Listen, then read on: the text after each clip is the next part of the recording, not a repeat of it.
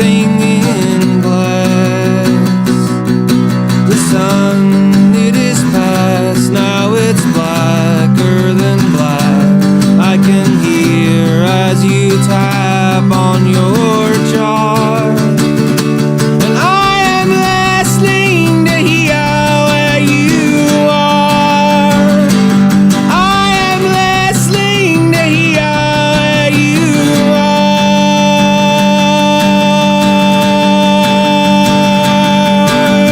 Two-headed boy, put on Sunday shoes and dance round the room to accordion keys with the needle that sings in your heart, catching signals that sound in the dark, catching. I'm not attempting to argue against the existence of God, though. I'm not even attempting to do that.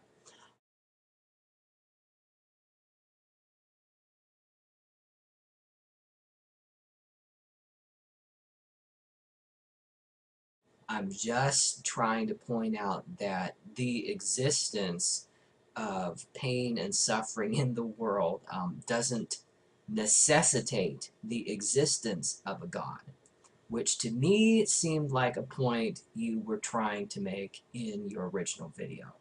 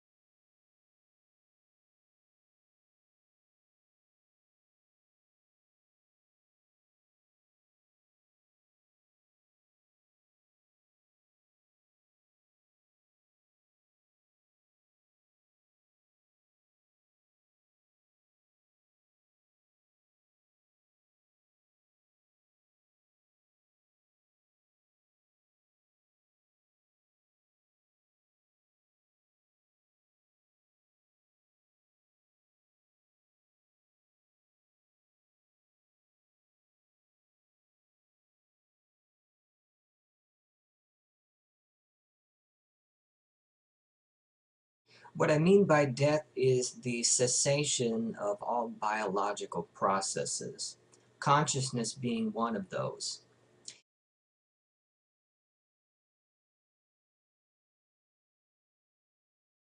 And I don't believe that I was committing an equivocation at all.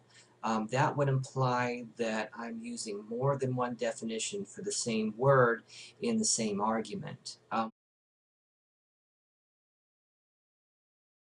What I thought I was doing was creating a parallel between the use of the concept of a benevolent God, one which you had already mentioned in the description for your previous video, So I felt that I didn't need to introduce another description as a response to the reality of pain and suffering in the world.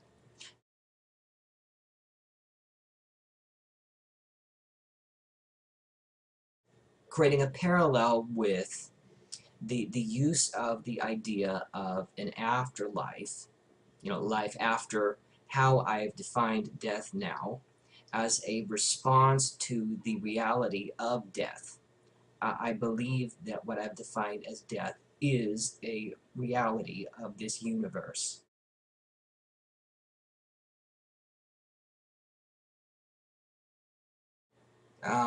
What Professoranton video was this? I don't know.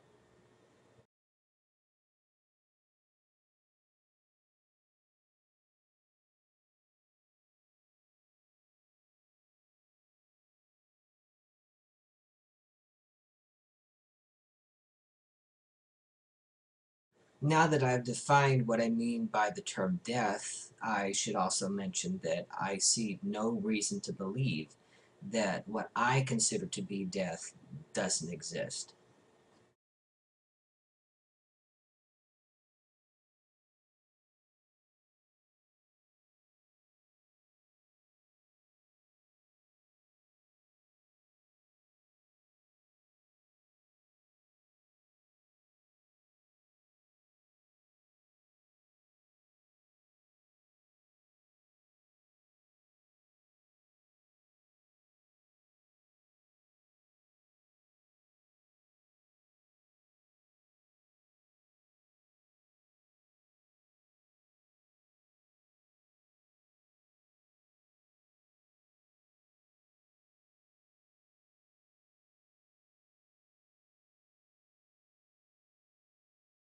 A point which I was attempting to make was not that a belief in a benevolent God in order to try to work on the problem of suffering was unwarranted, but that it is not necessary. And I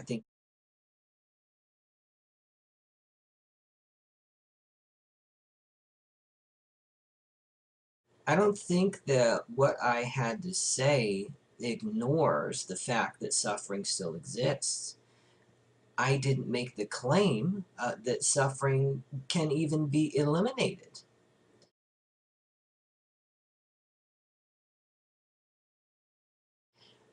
And what does progress have to do with this? Progress has to do with the decrease in the amount of suffering in the world. That's what I mean by progress. And that is something that we should give ourselves credit for.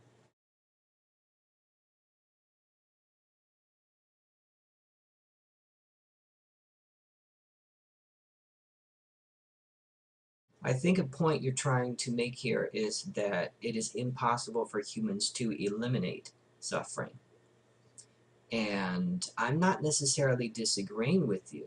I think that suffering is an intrinsic quality of the natural world, which we happen to live in, despite our efforts to pretend otherwise. But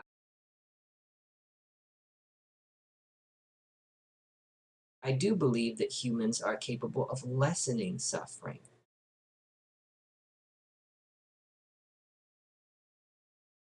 And I think that at least one indicator of the lessening of suffering is the increased expectancy of life from birth.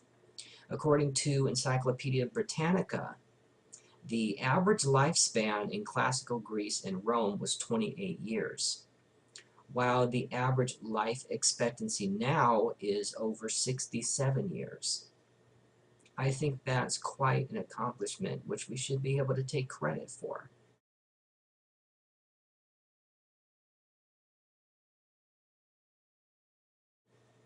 We have no assurance that reliance on ourselves is going to help lessen the amount of suffering in the world at all. There's no certainty there whatsoever.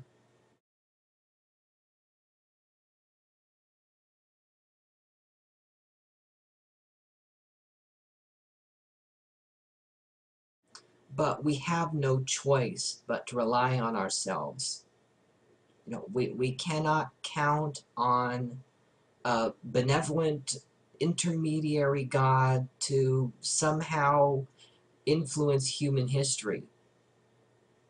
We have to do it all ourselves on the assumption that he's not going to do anything.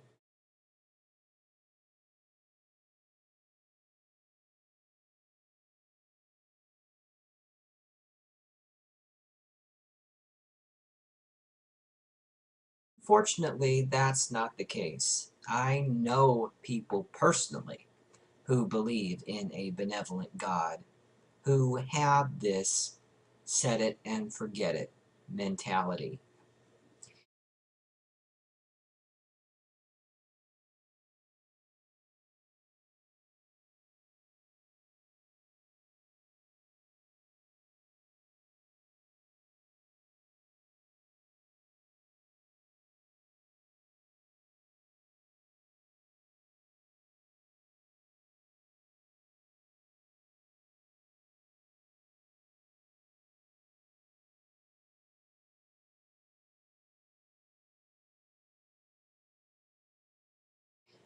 The point that I was trying to make with bringing this up is that the belief itself can be used as an excuse.